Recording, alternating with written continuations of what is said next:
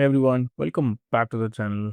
सो जैसे कि आप पहले भी देखे होगी मेरे चैनल में दो सेक्शंस होते थे। पहला सेक्शन था जहाँ पे मैं ऑप्शन ट्रेड बताता था और सेकंड सेक्शन इज जहाँ हम अपने स्विंग ट्रेडिंग के पोर्टफोलियो का एनालिसिस करते हैं। तो अब से ये ऑप्शन ट्रेडिंग का जो पोर्टफोलियो कंप्लीट सेक्शन है वो मैं ड्रॉप कर दूंगा।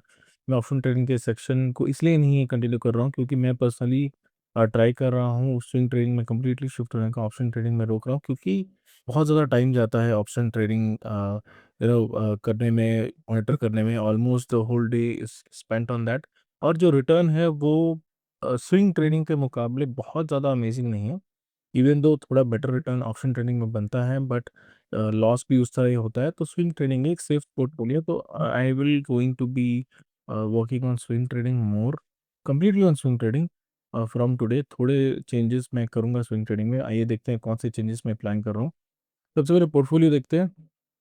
पोर्टफोलियो को अगर आप देखो तो यहाँ पे अ, आज हेक्सावेयर मैंने सेल की थी और 2 दिन पहले मैंने बाकी स्टॉक्स भी निकाले थे। I think I sold Eternals, let me put a console, put current financial year. I think Eternals मैंने सेल की थी, या इटर्नल्स मैंने सेल की और ग्रो वगैरह सेल कर दिया था मैंने। क्योंकि द रीज़न इज़ यहाँ पे बहुत दिन से वो स्टॉक पड़े हुए थे। कंटिन्यूअसली स्टॉक में ऊपर नीचे मूवमेंट आ रही थी। ज़्यादा मूवमेंट एक डायरेक्शन में नहीं था, एक साइडवेज मूवमेंट था और बहुत ही स्लो मूवमेंट हो रहा था। तो इससे क्या होता है, बाकी अपॉर्चुनिटीज़ मिस होती है। तो यहाँ पे देखो आप, आज आज मैंने और एक स्टॉक सेल किया, हेक्सावेयर। हेक्सावेयर को भी अगर आप देखो, सेल करने के बाद मुझे यहाँ पे 2000 का प्रॉफिट हो रहा है। Total I think somewhere around 7000 के आसपास मैंने सेल किया होगा हेक्सावेयर। और टोटल अगर आप देखो यहाँ पे हमारा पीएनएल, तो आज 7000 ऐड नहीं किया अभी तक मैंने, बट टोटल अगर आप देखो अराउंड 26000 का हमें रियलाइज प्रॉफिट हुआ है। यहाँ पे और एक चीज़ जो मुझे बॉदर कर रही है वो है, अगर आप देखो टोटल रियलाइज्ड पीएनएल जो है वो 47,000 का है, लेकिन नेट रियलाइज्ड पीएनएल ऑलमोस्ट 26 का है। तो बहुत ही कम प्रॉफिट जो है जो हाथ में अकाउंट में आ रहा है। बाकी I think if you see more than 20,000 जो प्रॉफिट है, अराउंड 20,000 प्रॉफिट जो है वो चार्जेस में चला जा रहा है। तो ये एक कंसर्न है।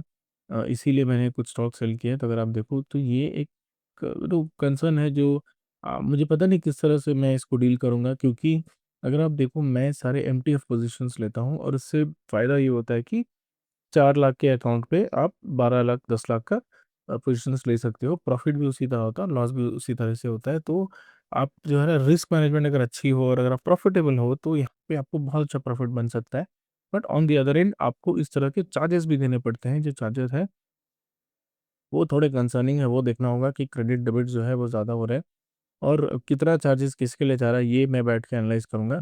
सेकंड थिंग इज़, मैंने देखा है कि बहुत मैं कंज़र्वेटिव स्टॉक्स में जा रहा हूँ। यहाँ पे अगर आप देखो, मैं ट्राई करता हूँ कि ज़्यादा वॉलेटाइल स्टॉक्स ना लूँ।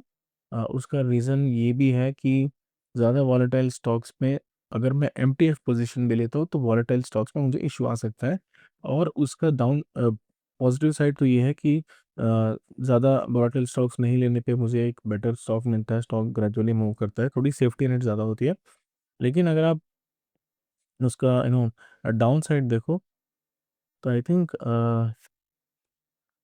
एक्विस को मैंने एक्विस मैंने बाई किया था, लेकिन उसके बाद मैंने सेल कर दिया था।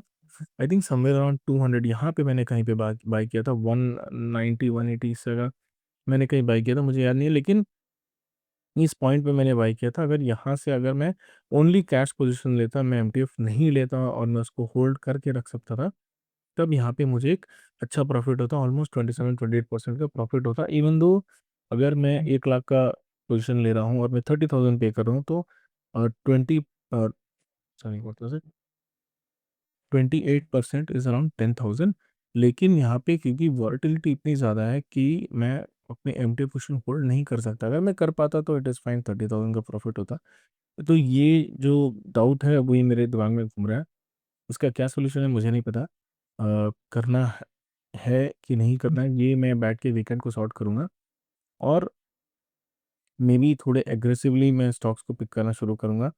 यहाँ पे अगर आप देखो, मैं स्टॉक्स जो भी पिक करता हूँ वो ऑलमोस्ट अपने 52 वीक लो में जाके फिर कंसोलिडेट करते हैं, तब मैं पिक करता हूँ। तो हो सकता है कि मैं आगे जाके उन स्टॉक्स को पिक करो जो अपने ऑल टाइम हाई के आसपास है। अगर आप देखो, I was looking at this chemicals को देखो, निफ्टी केमिकल्स, तो निफ्टी केमिकल्स अपने ऑल टाइम हाई को ब्रेक कर रहा है इंडेक्स।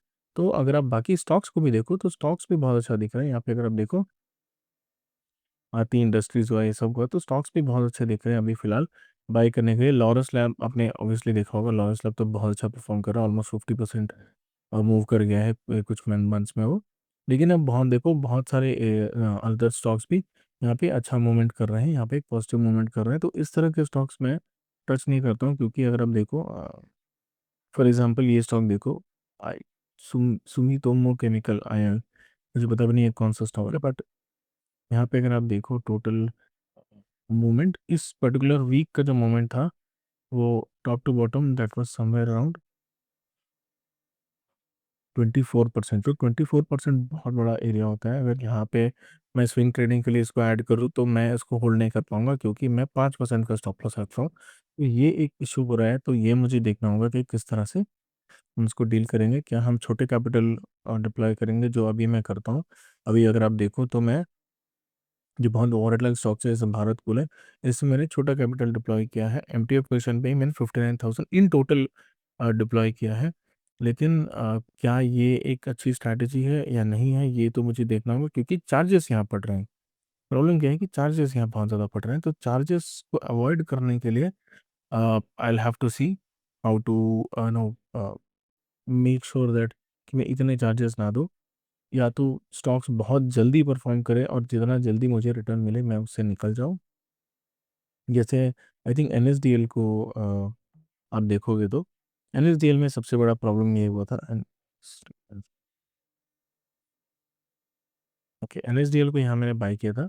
बाई करने के बाद within a single week की बहुत अच्छा प्रॉफिट दिया था, और यहाँ पे मैंने उसको निकाला नहीं। मुझे लगा इतना अच्छा ये कैंडल बना है तो हो सकता है एक फॉलो अप आए और मुझे 1000 के आसपास यहाँ पे मैं एग्जिट लूंगा। लेकिन हुआ क्या, स्टॉक वापस अपने पॉइंट पे जहाँ से बाई हुआ था ऑलमोस्ट उसके आसपास ही आके खड़ा हो गया। तो यहाँ पे ये जो एरिया है 3 वीक का मुझे इंटरेस्ट देना पड़ता है एमटीएफ पोजीशन पे। अगर आप लेते हो तो जितना भी interest, for example I think मैंने 70-80,000 एमटीएफ एडिशनल मार्जिन लिया था, तो उसका जितना भी परसेंट इंटरेस्ट होता है, इवन दो 800 हज़ार रुपये जो भी है, वो मुझे देना पड़ेगा। और ये एक प्रॉब्लम है एमटीएफ में। तो ये अननेसेसरी चार्ज जो है वो लग रहा है। तो ये मुझे देखना होगा कि क्या मुझे और कैपिटल इंजेक्ट करना चाहिए और फुल कैपिटल से ट्रेड करना चाहिए, या फिर मुझे एमटीएफ पोजीशन लेना कंटिन्यू करना चाहिए। Monday I tell you what I am planning. और स्टॉक्स पे ही मैं देख रहा हूँ कि किस तरह से स्टॉक्स को मैं ट्रेड करूँगा, किस तरह से अपनी स्ट्रैटेजी चेंज करूँ। अभी क्या करता हूँ, मैं बीट एंड डाउन स्टॉक्स को ट्रेड करता हूँ जो अपने लो पे है, और वहाँ से वो रिवर्स कर रहे हैं, क्योंकि उसमें मूवमेंट फास्ट होता है। लेकिन अगर आप देखो मूवमेंट फास्ट जो होता है वो 52 वीक हाई में भी होता है। अगर आप लॉरेंस लैब्स को देखो तो यहाँ पे आप देखो 52 वीक हाई, यहाँ जब इसने क्रॉस किया था अपना 1000 के आसपास, कितनी जल्दी मूव कर रहा है और इतनी एग्रेसिवली मूव कर रहा है। तो इस तरह के स्टॉक देखने होंगे। आई थिंक डिलीवरी समथिंग मैं देख रहा था, डिलीवरी वगैरह ये भी बहुत अच्छा दिख रहा है फिलहाल। यहाँ पे अपने 52 वीक हाई को क्रॉस किया है बहुत सारे स्टॉक ने। आई हैव टू सी ये किस तरह परफॉर्म करेगा। तो बहुत सारे ऐसे स्टॉक हैं।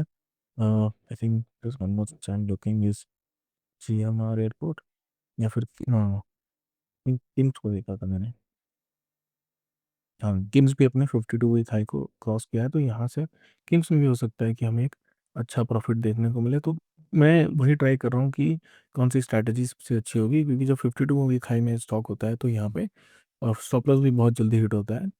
तो देखते हैं किस तरह से आगे प्लान होगा, किस तरह से इसको अवॉइड किया जाए। आई एम नॉट श्योर कि प्रोफेशनल्स किस तरह इसको हैंडल करते हैं, या फिर क्योंकि वो प्रोफेशनल है वो एमटीएफ लेते ही नहीं है।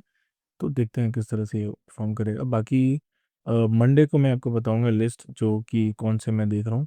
बहुत सारे स्टॉक है जो मैं देख रहा हूँ फिलहाल बहुत अच्छे पोजीशन पे खड़े हैं। आइदर वो बहुत अपने लो पे खड़े हैं, या फिर एक बहुत अच्छे हाई पॉइंट पे खड़े हैं जहाँ से एक ब्रेकआउट देखने को मिलेगा। तो देखते हैं मंडे को किस तरह से स्टॉक हम पिकअप करेंगे। तब तक के लिए thanks for watching the video.